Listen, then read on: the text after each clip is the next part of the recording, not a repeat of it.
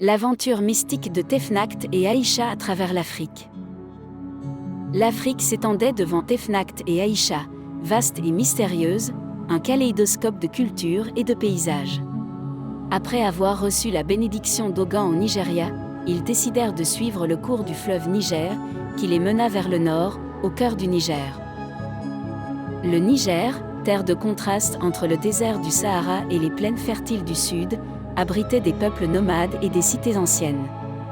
Tefnakt et Aïcha apprirent l'existence d'une légende locale, celle de Mamiwata, une divinité aquatique à la beauté envoûtante, mi-femme, mi-poisson, qui régnait sur les eaux du fleuve Niger et protégeait les voyageurs. On disait que Mamiwata possédait une partie du corps du Nomo, un don précieux offert par les ancêtres pour honorer sa bienveillance. Tefnakt, guidé par son intuition et les esprits, décida de la rechercher.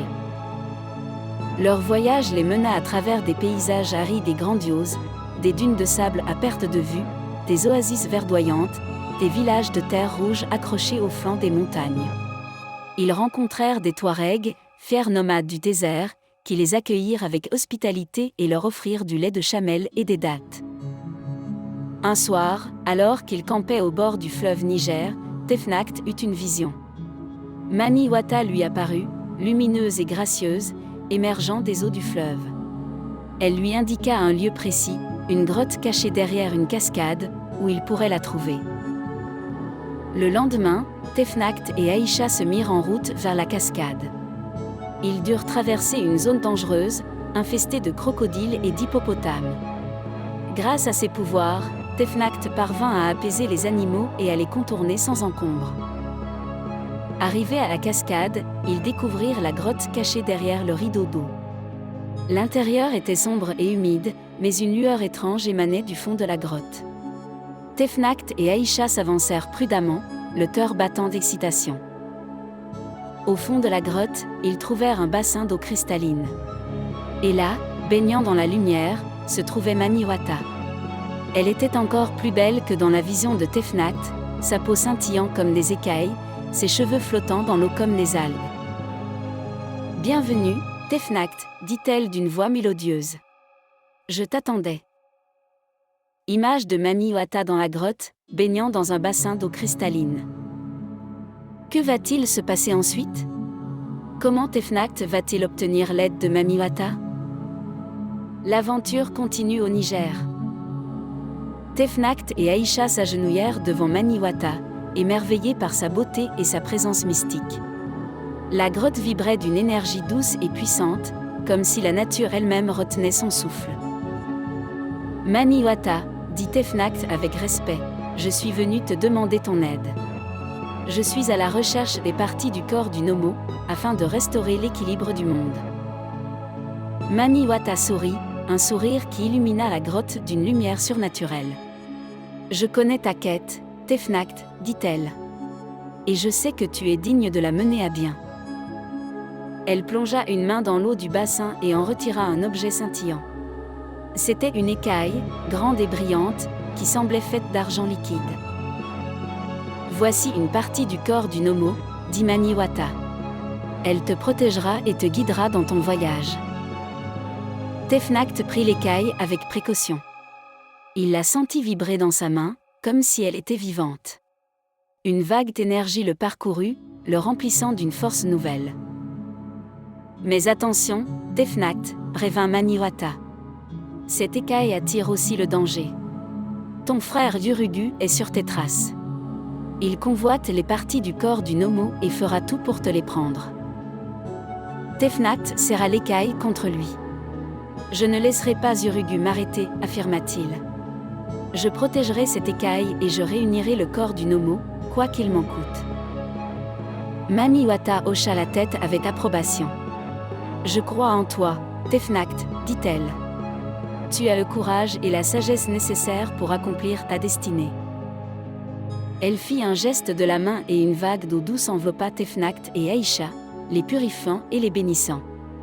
Puis, elle disparut dans les profondeurs du bassin, laissant derrière elle une traînée de lumière scintillante. Tefnakt et Aïcha sortirent de la grotte, le cœur rempli de gratitude et d'espoir. Ils avaient franchi une nouvelle étape dans leur quête, et ils se sentaient plus forts et plus déterminés que jamais. Image de Tefnact et Aïcha quittant la grotte, avec l'écaille du Nomo brillant dans la main de Tefnact. Leur voyage les mènera-t-il ensuite vers le sud, à la découverte des secrets de l'Afrique équatoriale? Ou bien vers l'est, à la rencontre des peuples de la Corne de l'Afrique? Tefnact et Aïcha, guidés par leur intuition et les murmures des esprits, décident de se diriger vers l'est, à travers les vastes étendues du Tchad.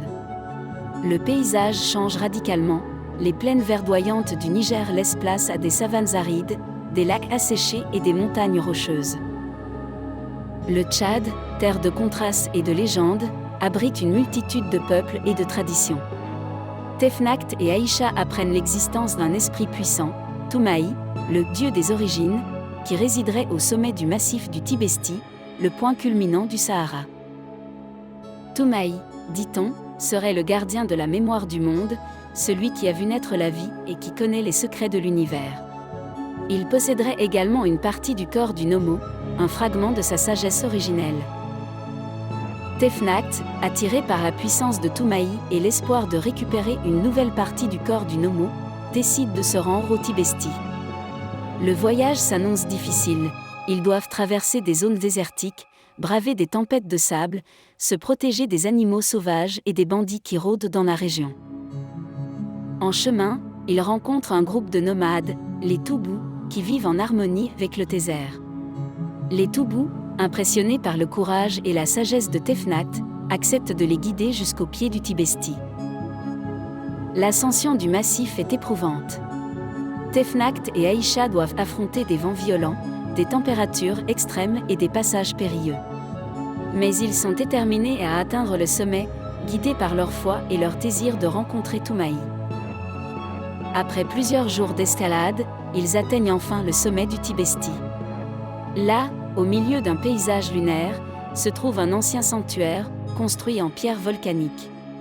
Une aura de mystère et de puissance émane de ce lieu. Tefnact et Aïcha pénètrent dans le sanctuaire avec respect. L'intérieur est sombre et silencieux. Au centre de la pièce, sur un autel de pierre, se trouve une statuette représentant Toumaï, un être mi-homme, mi-animal, avec une tête de singe et un corps humain. Soudain, la statuette s'anime. Toumaï prend vie, ses yeux brillants d'une sagesse millénaire. « Bienvenue, Tefnact, dit-il d'une voix grave et profonde. Je t'attendais. » Image de Tefnact et Aïcha devant la statue de Toumaï, au sommet du Tibesti. Que va demander Tefnact à Toumaï? Quel secret le dieu des origines va-t-il lui révéler? L'aventure continue au Tchad. Tefnact et Aïcha s'inclinèrent devant Toumaï, impressionnés par sa présence imposante et l'aura de sagesse qui l'entourait. Le sanctuaire vibrait d'une énergie ancienne, comme si le temps lui-même s'était arrêté. Toumaï, dieu des origines, dit Tefnact avec respect, je suis venu te demander ton aide dans ma quête pour réunir le corps du Nomo et restaurer l'équilibre du monde. Toumaï les observa longuement, ses yeux perçants semblant sonder leurs âmes. Puis, il parla d'une voix qui résonna comme l'écho du vent dans les montagnes. Tefnact, ta quête est noble et nécessaire. Le Nomo est un être de lumière, un guide pour l'humanité. Son corps dispersé représente la fragmentation du monde, la perte de l'harmonie originelle.